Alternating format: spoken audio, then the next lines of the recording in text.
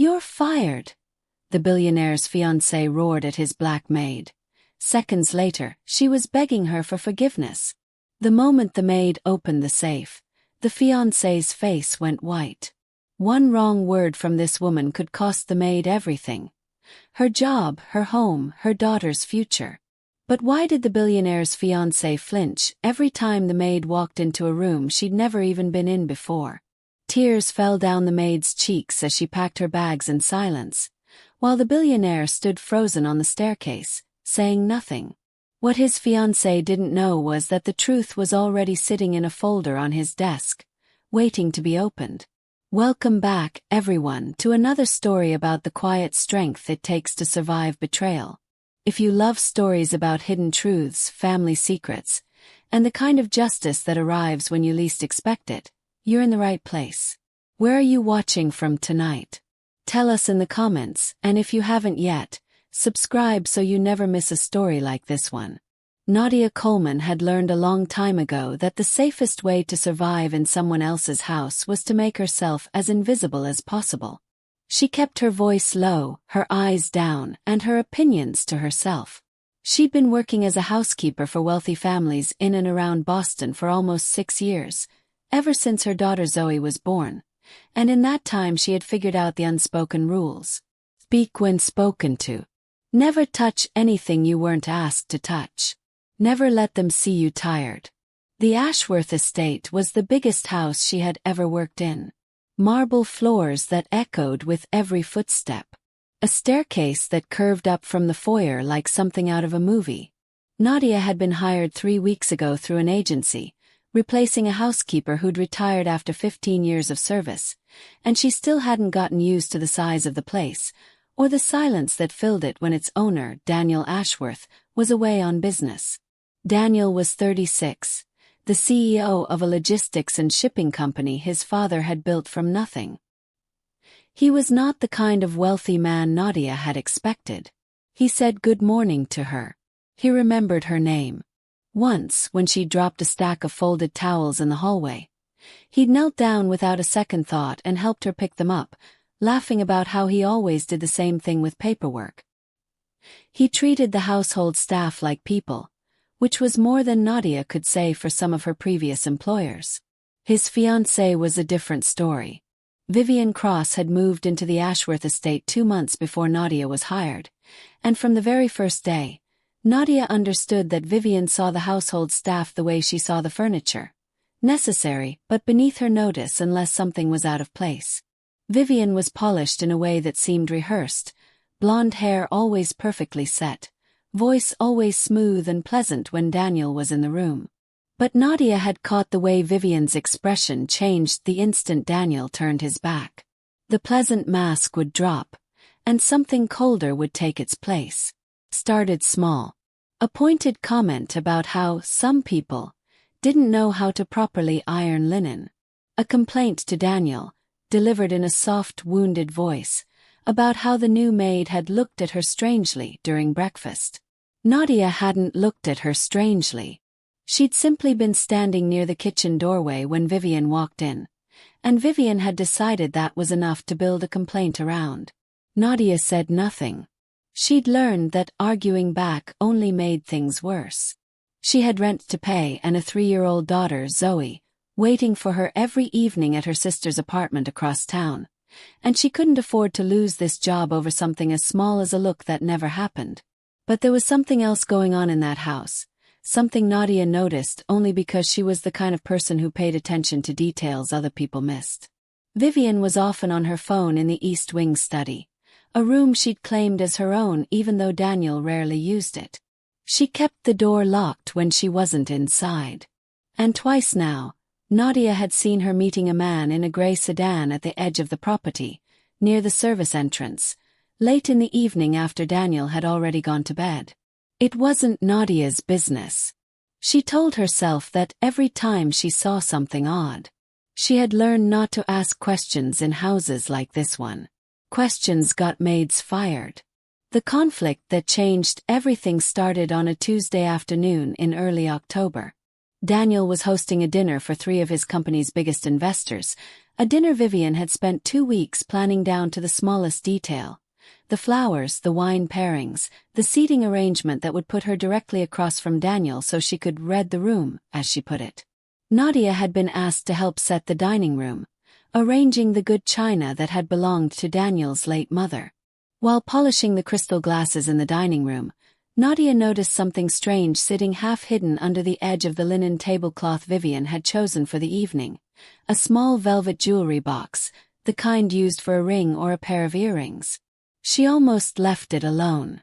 But it was sitting precariously close to the edge of the table, and with the caterers due to arrive within the hour, she was afraid it would get knocked to the floor. She picked it up gently, planning to set it somewhere safer, and that was the exact moment Vivian walked into the room. "What are you doing?" Vivian's voice cut through the air like a blade. Nadia turned, the box still in her hand. "I was just moving it so it wouldn't fall, ma'am. It was right on the edge." "Put that down." Vivian crossed the room in 3 quick strides and snatched the box from Nadia's hand, checking inside it with shaking fingers, as if she expected something to be missing. Whatever she found, or didn't find, made her face harden. "Were you going through my things?" "No, ma'am. I would never." "I don't believe you." Vivian's voice rose, sharp enough that Nadia heard footsteps approaching from the hallway. "This is exactly what I was worried about when Daniel hired outside help. You people think you can just take whatever isn't nailed down." The words landed like a slap. Nadia felt her face go hot, humiliation and anger rising together in her chest, but she kept her voice steady. "Ma'am, I was only trying to protect it from falling. I didn't open it, I didn't take anything out of it." Daniel appeared in the doorway just as Vivian said, loud enough for the whole house to hear, "I think it's time we talked about whether this girl should still be working here." Nadia felt the floor shift under her feet. She looked toward Daniel, needing him to say something. He looked between the 2 women, confusion and discomfort written plainly across his face, and for a long, terrible moment, he said nothing at all. Daniel Ashworth had built his career on reading people. In boardrooms, in negotiations, in the split-second decisions that came with running a company his father had spent 30 years building. He trusted his instincts more than almost anything else. And his instincts were telling him something didn't add up in that dining room. "Vivian," he said carefully, stepping between the 2 women, "let's just slow down for a second. What happened?" "She was going through my jewelry box," Vivian said, her voice trembling in a way that, on anyone else, Daniel might have mistaken for genuine fear. "I walked in and she had it in her hands. I was moving it because it was about to fall off the table, sir," Nadia said quietly. She kept her hands folded in front of her, her eyes on the floor, but her voice didn't waver. "I didn't open it. You can check. Nothing inside has been touched." Daniel looked at the box in Vivian's hands. It was closed. Nothing about it looked disturbed. He glanced at the edge of the table where the tablecloth had been arranged, and sure enough, if something small had been sitting there, it would have been in danger of sliding off the moment someone brushed past. "Vivian, is anything missing?" he asked. Vivian opened the box, and for a fraction of a second, so brief Daniel almost missed it, her expression flickered with something that wasn't quite relief and wasn't quite disappointment. "No," she said finally. "Nothing's missing. But that's not the point, Daniel. She had no business touching my personal belongings." "I understand that," Daniel said, turning to Nadia. "But it sounds like you were trying to help." "I was, sir." He studied her for a moment. In 3 weeks, he'd never once had a reason to doubt this woman. She showed up early, did her work quietly and thoroughly, and unlike some of the household staff he'd employed over the years, she never seemed to be angling for anything. No requests for time off dressed up as emergencies, no complaints, no drama. Just steady, reliable work. "I appreciate you trying to keep things from getting damaged before the dinner," he said to her. "Let's just be more careful going forward, all right?" It wasn't a punishment. It wasn't even really a warning. But Vivian's jaw tightened as if he'd slapped her. "That's it," she said once Nadia had left the room. "Daniel, she was in my things." She was moving a box that was about to fall on the floor, Daniel said, his patience thinning. "I don't see the crime here, Viv." "You never see anything," Vivian muttered, and stormed off toward the staircase before he could respond. That night, after the investor dinner had gone off without a hitch, Vivian charming and radiant the entire evening, as if the earlier incident had never happened, Daniel found himself unable to shake the feeling that something about his fiancée's reaction had been off. It wasn't just the outburst. It was the way she checked the box so frantically, the way her relief hadn't quite matched what someone would feel after confirming their jewelry was safe. He didn't mention it to anyone. He told himself he was reading too much into it, that stress from the dinner had made Vivian more emotional than usual, that he was letting his instincts run wild over nothing. But 3 days later, something else happened that he couldn't explain away so easily. He'd come home early from the office, planning to surprise Vivian with dinner reservations at the restaurant where he'd proposed to her.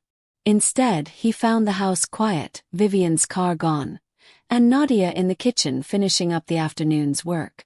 "Is Vivian around?" he asked. Nadia hesitated just for a second, but he caught it. "I believe she went out, sir. She had a phone call earlier and left shortly after." "Did she say where?" "No, sir. I don't ask." I did notice she seemed upset before she left. I hope everything's all right." Something in the way Nadia said it, careful, deliberately neutral, like she was choosing her words to avoid stepping into something that wasn't hers to comment on, made Daniel look at her more closely. "Nadia," he said, "if you ever noticed something that concerned you in this house, would you tell me?" She looked up at him, and for the first time since she'd started working there, he saw something flicker behind her careful, professional composure, hesitation, weighing whether it was safe to speak. "I try to stay out of things that aren't my business, sir," she said finally. "That's not what I asked." Nadia was quiet for a long moment. "There are things I've noticed," she admitted slowly. "But I'd rather not say anything unless I'm sure. I don't want to cause trouble over something that might mean nothing." It wasn't much, but it was enough to plant a seed of doubt that Daniel couldn't shake for the rest of the evening, a seed that Vivian, without knowing it, was about to water herself. When Vivian came home 2 hours later, she was flustered, her explanation about running errands vague and inconsistent with the dry cleaning bag and grocery items she'd supposedly picked up, none of which she actually had with her. And when Daniel mentioned, almost casually, that he'd been thinking about installing a small security camera near the service entrance for insurance purposes, Vivian's reaction was immediate and sharp. "Why would we need that? Don't you trust the people in your own house?" It was a strange thing to say. Daniel hadn't mentioned trust at all. Nadia hadn't meant to become part of whatever was happening inside that house. She'd taken this job to provide for Zoe, to save enough money to eventually get her own apartment instead of splitting rent with her sister, to build something stable after years of instability. She had no interest in secrets that weren't hers. But secrets, she was learning, had a way of finding people whether they wanted them or not. It happened on a Thursday evening, nearly 2 weeks after the jewelry box incident. Nadia had stayed late to finish preparing for a charity gala Vivian was hosting at the estate that weekend, and by the time she was gathering her things to leave, the house was mostly dark except for the light spilling from the East Wing study. She wasn't trying to listen. She told herself that later, over and over, because it mattered to her that she hadn't gone looking for trouble. But the study door was cracked open, and Vivian's voice, tight with anger, carried clearly into the hallway. "I told you not to call me here," Vivian hissed into her phone. "He's suspicious enough already, thanks to that maid poking around where she doesn't belong." Nadia froze in the hallway, her heart suddenly pounding. "No, he doesn't know anything," Vivian continued. "But if this doesn't get fixed before the wedding, we're both finished." I need more time, and I need you to stop pushing me. There was a pause. Then Vivian's voice dropped lower, almost desperate. I know what's at stake. Believe me, I know better than anyone. Just, don't call this number again. Nadia backed away from the door as quietly as she could and left the house without finishing her tasks, her mind racing the entire drive to her sister's apartment. She didn't know what Vivian had meant. She didn't know who was on the other end of that call, or what "fixed before the wedding" referred to.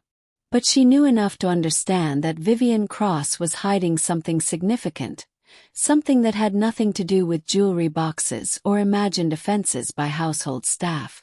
The next morning everything changed. Nadia arrived at the estate to find Vivian waiting for her in the foyer, arms crossed, expression cold in a way Nadia hadn't seen before. Not performative anger, but something calculated. I know you were listening outside my study last night, Vivian said before Nadia had even set down her bag. I wasn't listening, ma'am. I was leaving for the day and I heard. I don't care what you heard or didn't hear. Vivian's voice was quiet, controlled, more dangerous than her usual outbursts. But if you say one word to Daniel about anything at all, I promise you I will make sure you never work in this city again. Do you understand me? Nadia's throat tightened. Fear and anger tangled together. She thought of Zoe, of rent due at the end of the month, of how easily a woman like Vivian could destroy a reputation with a single phone call to the agency that had placed her here. I understand, she said quietly. But that afternoon, everything came apart anyway. Not because Nadia said anything, but because of the security camera Daniel had installed near the service entrance after their conversation 2 weeks earlier, the one Vivian had argued so strangely against. Daniel was reviewing the footage that evening, mostly out of idle curiosity, checking to make sure the new system was working properly. What he found instead stopped him cold. Footage from 3 separate nights, time-stamped over the past month, showing Vivian meeting the same man at the edge of the property, always after dark, always brief, always tense. In one clip, the man handed her an envelope. In another, their conversation grew heated enough that Daniel could see Vivian gesturing sharply, though there was no audio. He didn't recognize the man. But something about the encounters, the secrecy, the timing, the way Vivian always checked over her shoulder before walking back to the house, told him this wasn't nothing. He thought about confronting her immediately. Instead, he did something more careful. He hired a private investigator, a discreet contact recommended by his company's legal counsel, and asked him to find out who the man in the footage was. 3 days later, the investigator called with information that changed everything Daniel thought he knew about the woman he was planning to marry. The man in the footage wasn't a secret lover, as Daniel had half expected. He was someone worse in a way, a private financial consultant named Gregory Hale, who had helped Vivian over the past 8 months quietly restructure and drain nearly $400,000 from a joint investment account Daniel had set up in good faith when they got engaged, an account meant to fund their future together.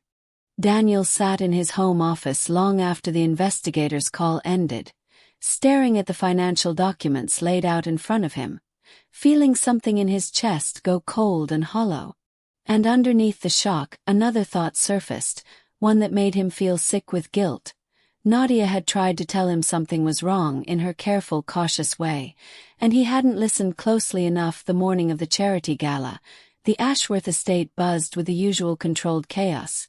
Florists arranging centerpieces, caterers setting up in the kitchen, Vivian moving through the house giving instructions in her bright hostess voice, the one she used whenever important people were watching.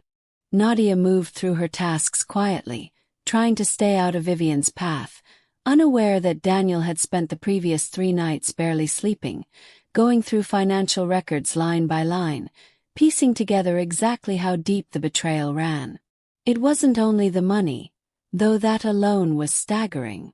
The investigator had uncovered something else. Vivian wasn't just draining the joint account. She'd been quietly transferring assets in preparation to leave the marriage the moment it became financially advantageous, structuring the prenup negotiations Daniel had insisted on to leave loopholes only a lawyer working with Gregory Hale could have identified. She hadn't been planning a wedding. She'd been planning an exit strategy disguised as one. And there was one more piece, the one that made Daniel's hands shake when he read it. A text exchange the investigator had recovered, where Vivian described Nadia as a problem I need to get rid of before she says something to Daniel. She had been planning to have Nadia fired for weeks, waiting only for the right excuse to make it look justified. That excuse arrived at 11 that morning. Vivian stormed into the kitchen, holding one of the crystal wine glasses meant for the evening's event, a fresh chip visible along its rim. "Who did this?" she demanded, loud enough that the caterers went silent. "I'm not sure, ma'am," Nadia said carefully. "I placed those glasses in the cabinet yesterday evening, and they were fine. They were fine because I hadn't looked at them yet." Vivian's voice climbed, sharp and theatrical, drawing Daniel, who had just come downstairs, toward the kitchen doorway. "This is the second time in a month you've damaged something in this house. I'm done making excuses for you." "Ma'am, I didn't." "You're fired." Vivian's voice rang out through the kitchen, final and triumphant, as if she'd been waiting to say those words for weeks. "Pack your things and get out. Now." The kitchen went silent.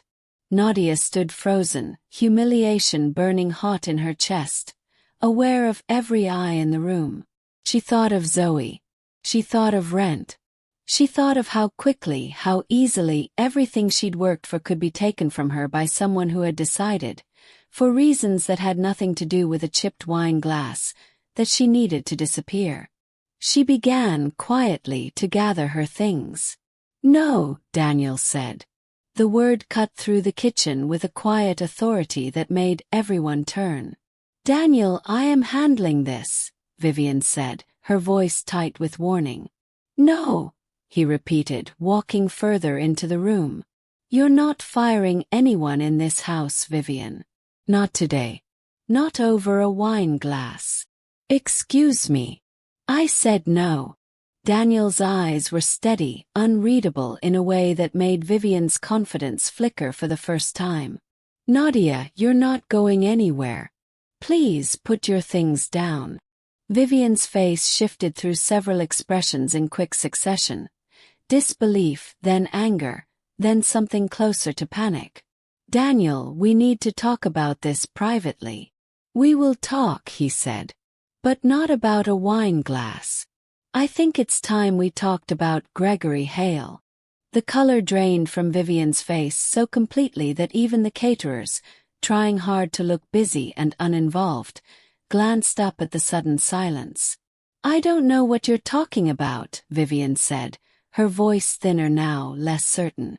"I have 3 months of security footage that says otherwise," Daniel said quietly. "I have bank statements. I have a private investigator's report that took him less than a week to put together. I know about the account, Vivian. I know about the $400,000. I know you've been planning to leave this marriage with half my company's assets before we've even had the wedding." Vivian opened her mouth, then closed it, searching visibly for something to say and finding nothing. "And I know," Daniel continued, his voice lower now, heavier, "that you've spent the last month trying to get an innocent woman fired because she happened to notice something you didn't want anyone to see." Nadia, still standing near the counter with a folded stack of towels in her arms, felt her breath catch. The kitchen felt impossibly small in the silence that followed. Vivian's mouth opened and closed twice before any sound came out, her carefully constructed composure cracking apart in real time in front of the caterers, the household staff, and the man she'd nearly married. "Daniel, I can explain everything," she said finally, her voice shaking now, all pretense of control gone. "I'm sure you can," Daniel said. But you're going to explain it to my lawyer, not to me. Not today. You don't understand what it's like, Vivian said, desperation creeping into her voice, the mask fully gone now. You have no idea what it's like to marry into money and know that the second something goes wrong, you'll be the one with nothing. I needed protection. You needed to steal $400,000 and try to ruin an innocent woman's career to cover your tracks? Daniel's voice remained level, but something in it had gone cold in a way that silenced whatever Vivian had been about to say next. That's not protection, Vivian. That's theft. And it's cruelty. He turned to Nadia, and his expression softened into something that looked almost like an apology. I'm sorry, he said. I should have listened when you tried to tell me something was wrong. I should have trusted you instead of letting this drag on as long as it did. Nadia set the folded towels down carefully, her hands finally steady. You didn't know, sir. I understand why it took time. That's kinder than I deserve right now, Daniel said quietly. Vivian, sensing the ground shifting entirely out of her control, turned her fury one last time toward Nadia, the only target left that felt smaller than herself. This is your fault, she snapped. If you had just minded your own business. That's enough, Daniel said, his voice sharp for the first time. Vivian, get your things. You have an hour before I call security to escort you off the property. And I would strongly suggest you contact a lawyer, because mine will be reaching out by the end of the day. Vivian looked around the kitchen one last time, at the staff who had gone quiet and careful, at Daniel's unmoving expression, at Nadia standing calm and dignified despite everything that had just happened, and seemed to understand, finally, that there was nothing left to salvage. She turned and walked out without another word. The gala that evening was quietly cancelled, rescheduled for a later date that never actually came, because within 2 weeks, Daniel's legal team had recovered nearly all of the missing funds through a civil suit, and Vivian Cross had quietly relocated to a city 3 states away. Her engagement, her reputation among Boston's social circles, and her carefully built image all in ruins behind her. For Nadia, the weeks that followed felt almost unreal. Daniel insisted on personally covering the wages she'd have earned had she not been unjustly threatened with termination, an amount he called long overdue, and when she tried to politely decline, he simply said, "You kept quiet when speaking up could have cost you everything. Let me do this." But it was what happened a month later that meant more to Nadia than any amount of money could have. Daniel, restructuring the household staff after everything that had happened, offered Nadia a new position. Head of household management, with a significant raise, flexible hours that would let her be home for Zoe more often, and full authority over hiring and training the rest of the staff. It wasn't charity. He'd watched her handle an impossible situation with more grace and integrity than most people would have managed, and he told her plainly that the house needed someone he could actually trust running it. The first time Zoe visited the estate, tugging curiously at her mother's hand as she stared wide-eyed at the chandelier in the foyer, Nadia felt something settle in her chest that she hadn't felt in years. Not just relief, but a quiet, solid sense of safety.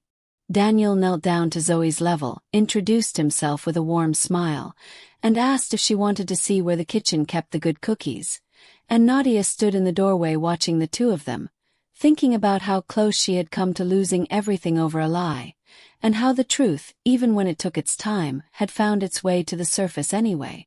Vivian Cross never returned to Boston. Whatever she had told herself about protection, about deserving more than what she had cost her everything she'd actually built. And Nadia Coleman, who had once made herself invisible to survive, found that she no longer needed to disappear to feel safe. She had simply needed someone, finally, to see her clearly. If you were in Nadia's position, would you have stayed silent to protect your job, or spoken up no matter the risk? Let us know in the comments. If this story moved you, subscribe for more stories about truth, justice, and the quiet strength it takes to hold on until the truth comes out. And we'll see you in the next one.